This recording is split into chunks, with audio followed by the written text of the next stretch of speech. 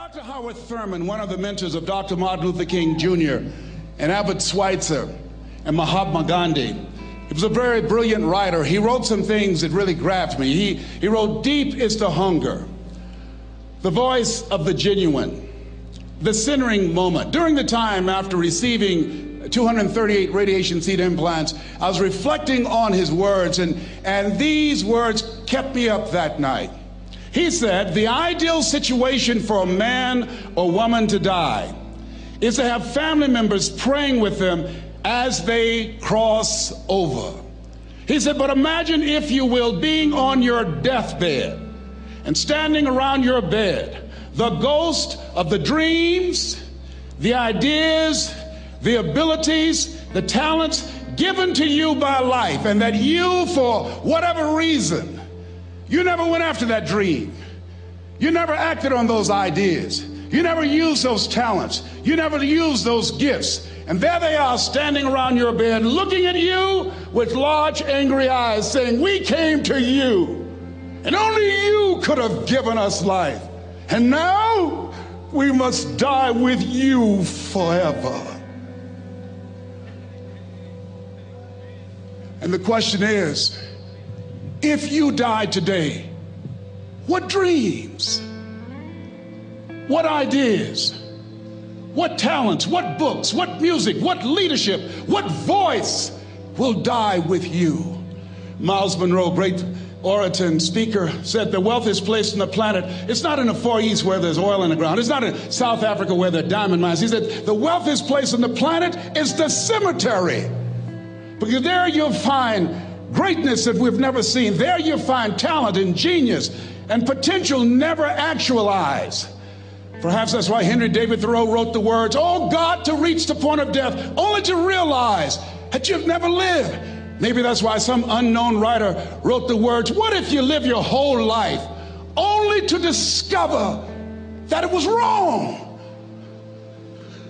That it was wrong. That you were chosen to do something else and you didn't do it. Repeat after me, please. Live full. Live full. Die empty.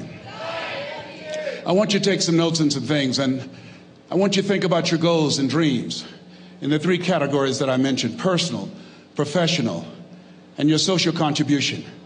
How many of you are serious about your goals and dreams? Raise your hands, please.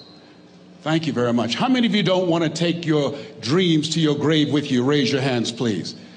Very good. Shake someone's hand on your right and left. Look them in the eyes and say, get out of your head and step into your greatness. Do that right now, please. Say, get out of your head and step into your greatness. I want you to write this down. Let us say together, as you think about your goals and dreams, let us say together, it's possible. Together, please. Yes, write that down. See, ladies and gentlemen, as an entrepreneur, I've been an entrepreneur for 20 years. This is my 21st year. I could have been speaking and training for 34 years. But for 14 years, I was living in my head. For 14 years, I stopped myself. For 14 years, I used to go see Zig Ziglar, that I considered the #1 motivational speaker on the planet. Zig Ziglar and Tony Robbins, they're the best on the planet. Bob Proctor, they're the best on the planet. Jack Canfield, Mark Victor Hansen, T. Harv Eker. I would go and see them, and then I would leave, and my conversation with myself was, my heart would say, I can do that. And then my mind would ask, how?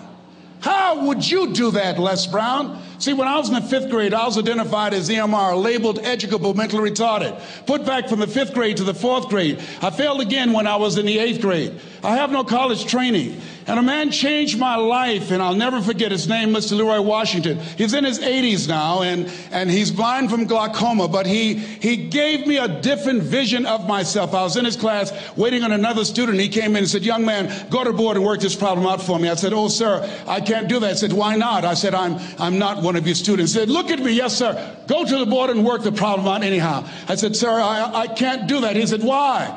I said, sir, because I'm educable, mentally retarded, sir. I'm in special education. And the students started laughing. They said, that's Leslie. That's not Wesley. He's DT. Wesley is the smart twin. He said, what does DT stand for?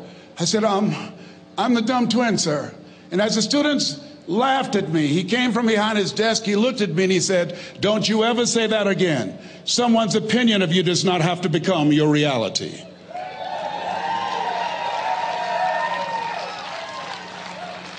On one hand, I was humiliated, but on the other hand, I was liberated, because he looked at me with the eyes of Goethe, who said, look at a man the way that he is, he only becomes worse.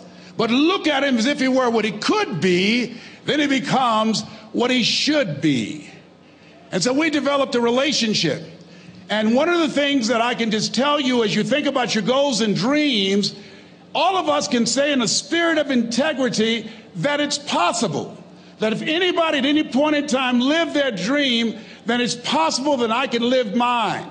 And what I did was, I made a mistake. I looked at my goals and dreams, and my mind said, how will you do that? I went from my heart to my mind, and I stayed up there for 14 years. 14 years. I can't bring those 14 years back. Those years are gone. And I've made a mission in my life to help people to stop putting it off and procrastinating. How many ever thought about something you wanted to do and you procrastinated, you talked yourself out of it? Raise your hand, please. There's a proverb that says, if there's no enemy within, the enemy outside can do us no harm. And so, as you look at your goals and dreams, every day we must convince ourselves, we must sell ourselves on that it's possible. Every seminar, every workshop, every book that I've ever read, every speaker that I've ever heard, it interrupted what I was believing about myself. Everything that you do, everything matters. As you go through each day, I know now as I look back at age 63, looking at my life, everything matters. T. Harv is right. How you do anything is how you do everything. And I realized that the choices I was making was based upon how I saw myself. Let us say together, it's necessary. Write that down. It's necessary as you look at your goals and your dreams, it's necessary that you have a strategy and a game plan to change the story that you believe about yourself. And that's an ongoing process. I've discovered, and many people have, that what we do, what we accomplish, what we produce is a result of the story we believe about ourselves. My favorite book says, be ye not conformed to this world, be ye transformed by the renewing of your mind. And so as I began to work on myself, I realized that I'm getting out of one story and stepping into another story. As I become aware of some things, there's still some things I'm not aware of. So I'm still growing, I'm still developing. I'm like the lady who said, Lord, I ain't what I want to be, ain't what I'm going to be, but thank God I sure ain't what I was. But I realized that you have to work on yourself on a regular basis, and write this down, for mental mindset. For mental mindset and stamina. Because things are going to happen to you. I believe that the reason that most people go to their graves with their talents and abilities and skills in them is because of the fact, number one, many are like me. They didn't know that they didn't know and thought they knew. I thought I knew myself, and I really didn't know myself as well as I thought. I've discovered that sometimes people can take you to a place within yourself that you can't go by yourself. The other reason is I was afraid. I never worked for a major corporation. I wanted to speak for corporations. I was afraid I would be exposed because I don't have a college education. I felt inferior because of the fact that I don't have a college education. I allowed that level of fear of failure to stop me. And because I never had any experience in it, I assumed that I could not do it. I was paralyzing myself by believing and assuming the limited part of myself as opposed to believing that I had something special. You have something special. There's something you want to do. Because you don't know how to do it doesn't mean that you can't learn. I like something that I heard. You don't have to be great to get started, but you have to get started to be great. Repeat after me, please. Leap and grow your wings on the way down.